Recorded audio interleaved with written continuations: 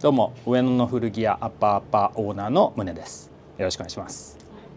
アッパーアッパーは基本的には造語で、アッパーっていうちょっとより上のっていう言葉を2つくっつけてアッパーアッパーって一つの言葉になってる。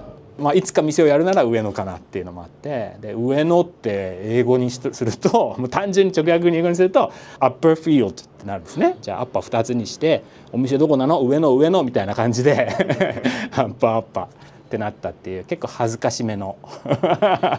しかもお店は同じなんですけど地下のフロアがあってそこにはスポーツ系の古着が並んでて NBA とかやっぱメジャーリーグとかってずっと大好きでアメリカのスポーツがかっこよくてそのエンターテインメントが、もう盛大で楽しくてかっちょいいですよねやっぱりスポーツマンであとなんかスタイリングを作る上でやっぱ自由な雰囲気は常に出していきたい。いいじゃんこれとこれだってみたいな別になんか楽しければいいじゃんみたいな遊び心みたいなところもあるしそういうのを大事に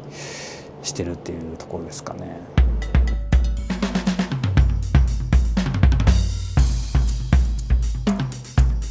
じゃあ店内紹介していきます。内装的にも置いている服がメインなのでそっちがパッと目立つように全体的に白にしてどっちかっていうと新品の服屋みたいな綺麗な感じにしてる形ですね。ラックごとに多少コンセプトがあるんですけど今は結構動物系例えばこれも 90s のクマスウェットアーティストが描いた絵みたいな感じですよね。動物系は結構やってますね。やっぱり動物がかっこいいので心は少年なので動物系かっこいいですよね。あとこういう、動物系シャツ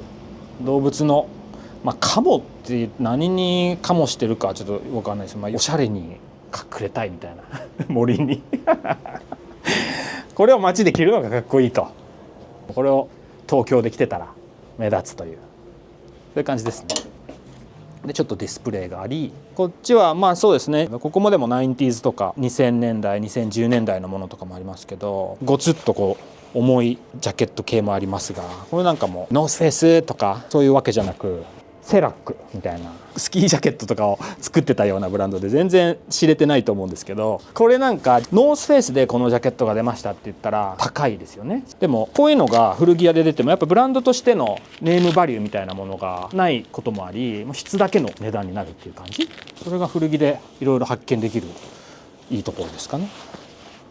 ちゃんとこういうふうにスノー用のストッパーみたいなものもあり脇もしっかり開くし雪山でも行けるような全然知らないブランドでもいいものあるよっていうのは伝えていきたい部分ですね。ただじゃあこれがいっぱいあるのかって言ったらそういうわけでもないっていうのもまたいいですよね。その買う側としては自分だけのものみたいなこれみんな持ってないすっごいいいやつみたいなってやっぱ気持ちいいと思うんですよね僕は。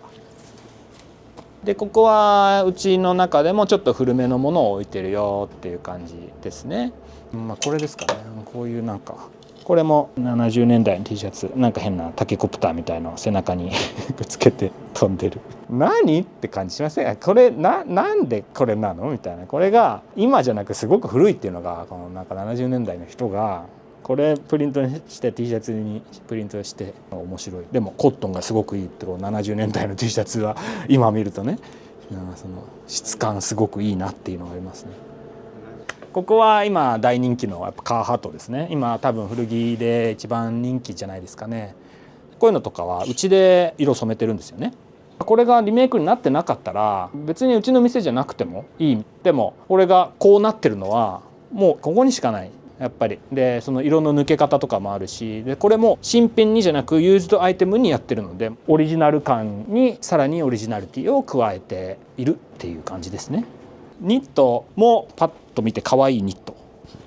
あとこの質形全て厳選して並べてます。可愛いニット絶対あります。クージのニットって今多分古着では結構有名かもしれないですけど今では手に入ってもすごい値段になってしまってちょっと適正ではない値段になっていることが多いのでその仕入れの段階で結局古着っ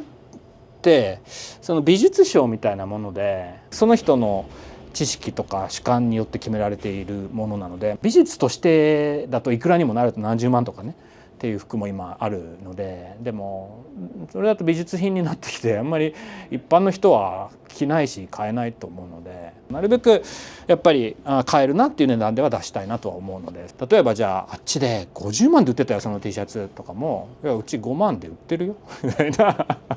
ことも全然あるぐらいにしてます。 OK、 じゃあ下行きましょう。下のフロア見に。彼が門番でここから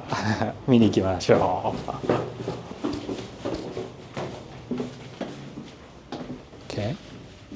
基本的に地下は無人にしているので自由に見てくださいっていう感じで、商品のセレクト的にはスポーツウェアがメインですね。でこっちの絵ですか、グラフィティ、ブラックカルチャーとファッションのつながりをここでドーンって出してるっていう感じはありますけど、ファッションを代表する大物たちが並んでいるという。やっぱりスポーツごとの特色はあるんですけど、ホッケーシャツってすごいごっついプロテクターの上に着るものなので、それ用の形をしてます。でファン用に作られてるものも、ちょっと前までのはそれ用の形をしてるんですけど、でもアメフトはこれは結構ファン用になってるんですよね。もうこれも本当は試合用のはここがゴムになってギュッてなってたりしてて、で結構ここもピチッとならなきゃいけないのでアメフト掴まれちゃうから走ってて、でもそういうアメフトの緩いやつをどうやって私服の雰囲気に取り込むかみたいな。言ったら日本で言ったら学校の体育着をじゃあ外国人が着て日本の体育着かっこいいから俺は自分の国行ってこれをこういう風に着るわみたいな結局チャンピオンのスウェットとかっていうのもアメリカの大学の体育着みたいなもんで、そういう人たち以外は着てなかったものだったんですけど、でも今は全然そういう感じじゃなくなってますよね。街着できるアイテムになってるっていうようなのを勝手に僕たちも探してるっていう感じですね別に流行りを起こそうとかなんかトレンドセッターとかそういうことじゃなく、それが楽しいからやってるっていうだけですね。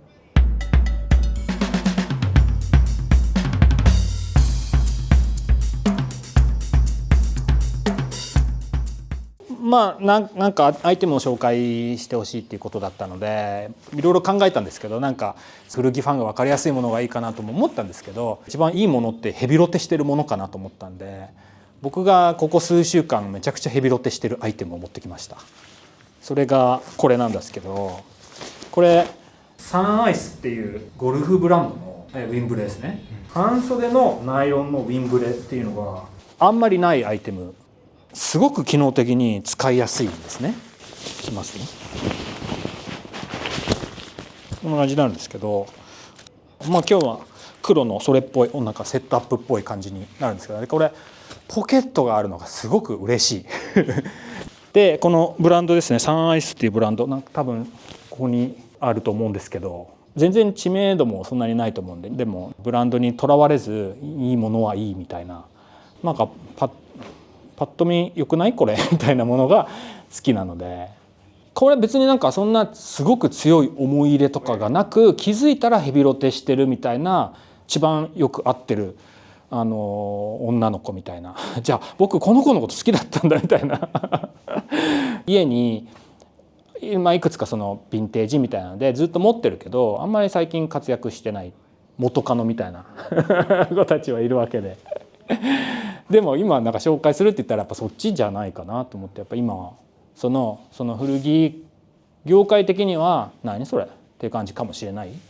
けど、いや僕これ大好きですっていうものがいいのかなと思ったので今日は紹介させてもらいました。